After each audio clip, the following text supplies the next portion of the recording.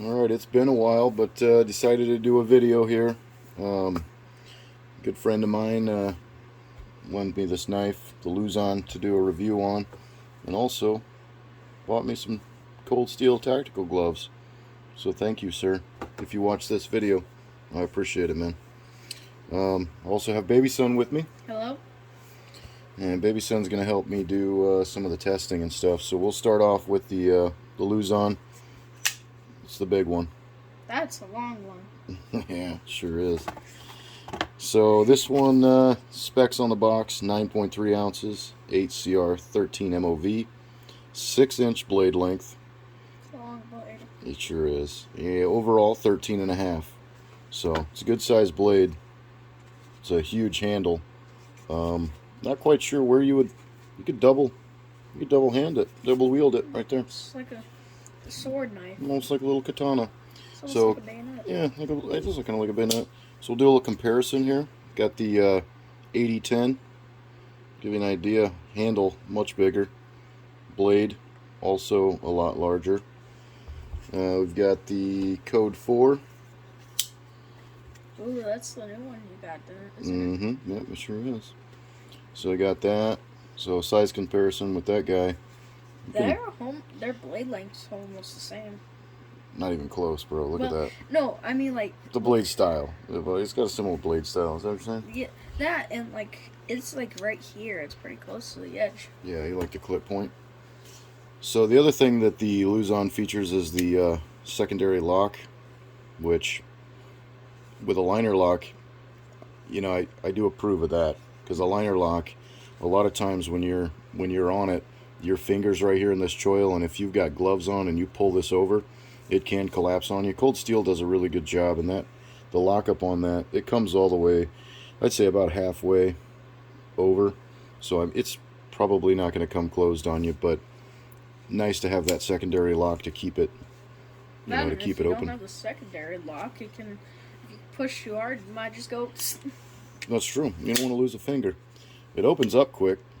You can use the little finger flipper. So we'll do a little bit of cutting. Show off this blade. It's pretty much out of the box. I don't know if he's used it yet or not, but it feels pretty sharp. So we'll just give it a few little slaps here. If I dull it out any, I'll sharpen it up for you. So cut's really easy. Let's try this. Oh, it just cut it like it's nothing. So that 8CR 13 MOV, it does get really sharp, but it does dull out fairly quickly. So that's kind of a bummer. Got a little bit of cardboard here, cardboard roll.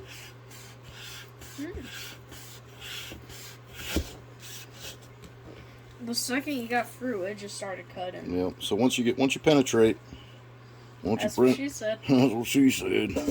Once you penetrate, she's all money.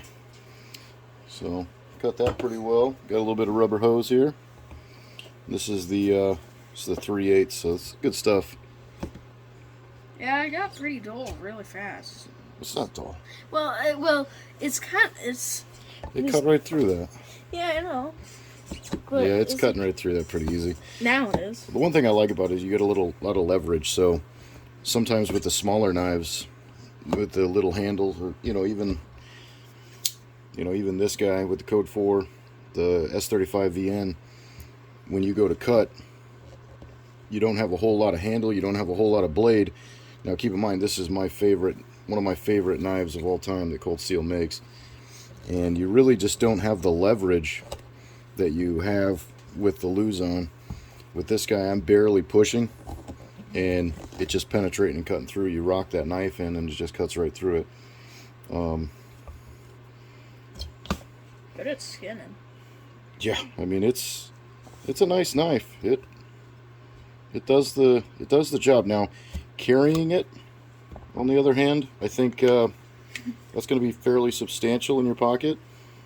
The clip, if you'll notice, it goes to about there. So you got about this portion of the knife, of the handle, that's going to stick up out of your pocket when it's in your pocket. Well, I mean, it's like if you want, like you could, if you're wearing matching pants to the color, it wouldn't be that. You got to go tactical. Yeah, you got to go tactical. You got to wear them black pants, man. Well, we mix with a little white because it would poke out the blade. That's true. Maybe you should wear checkered pants. Checkered black and white pants. Oh, you know what I should have done?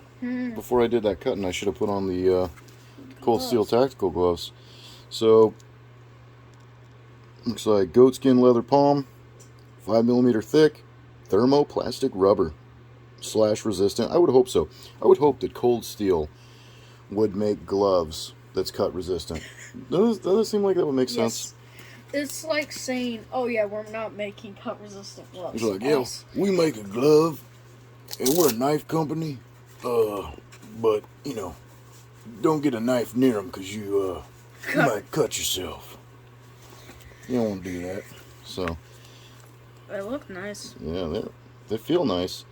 I could, I like to buy my gloves snug because I like all the fingers to be very, very tight to the edges.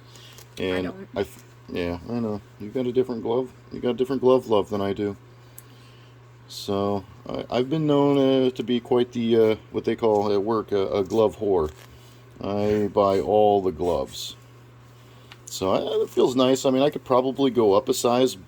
You know, most people would probably go up a size. The medium is pretty true to size. This is a medium. Usually I wear like a large or an extra large, if depending on how it's cut. I could see where these a little bit longer because there's a little meat there. The large would probably have almost an inch, and that would bug the hell out of me.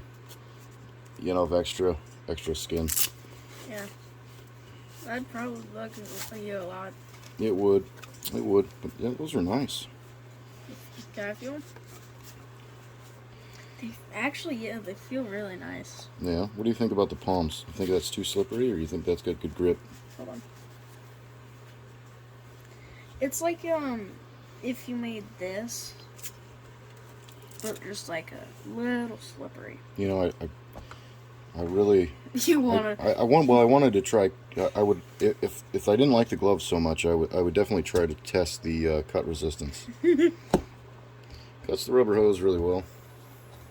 Maybe if you got a second pair, you'd be able to do that. I might have to buy a pair. I might have to buy another pair and cut them up. Oh, here we go. Got a little bit of strap. Strap. Well, you can use on belts or to sharpen knives. Let's cut this bad boy. Okay, yeah, that's pretty amazing. I just kind of slipped there at the end, but yeah, I could have got that whole thing. That's pretty amazing. So I guess for the blade length, just run it across that, cut that.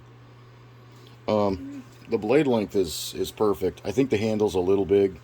I don't think that I would ever dual wield, or not dual wield, but you know, double grip.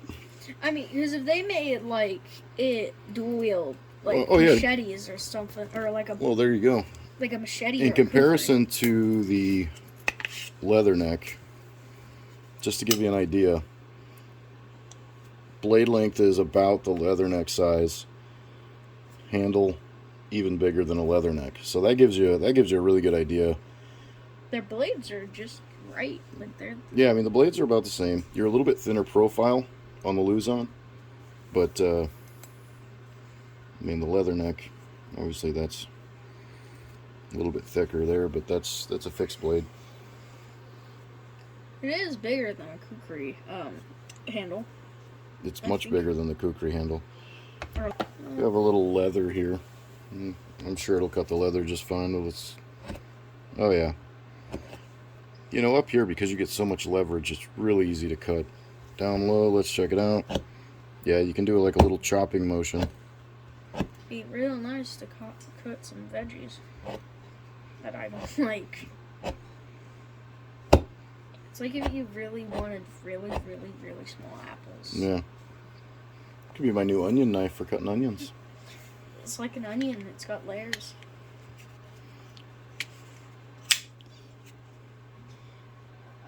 Well, that's the Cold Steel Luzon.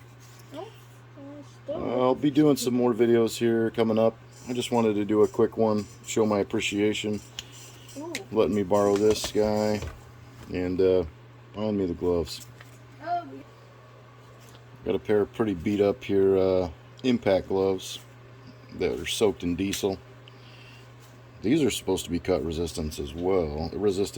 So let's see. Baby son, put your finger in there. I'm gonna. Nope. Yeah, just put your finger in there so I can just try to cut it real quick. All right, let's see if we can take off. Let's see if we can take off the ring finger. Well, you see it now, folks. It is not cut resistant. The impact are not cut resistant. Okay, that's not fair. Most times you're going to do that. So, if you really wanted to hit someone, or if you really wanted to cut someone that's wearing gloves, you would have to cut the other side. Wait, let's check the other side. Well, it's probably. Well, it got into the rubber. Let's try the rubber. Yeah, I think we went through. Yep. Exact same place at the exact same like. Let's even out these fingers a little bit. Yep. So there you go. So well, The now we just did a review on the impact gloves. impact gloves that are now completely fingerless. I mean, that's cooler. That was pretty cool. Too bad they don't make any fingerless ones, do they? Yeah. Well, now that I stabbed a hole in them, they're not worth a shit. Well, I think that's it. So that's the Cold Steel Luzon. I am not going to cut up the. Those are these. get another pair. Maybe I'll get another pair and maybe I'll try cutting them. I'd really like to see how well that webbing holds up, because these are advertised as cut resistant, which, I mean, technically they are. But, I mean, if you rub it a couple of times, it cuts right through.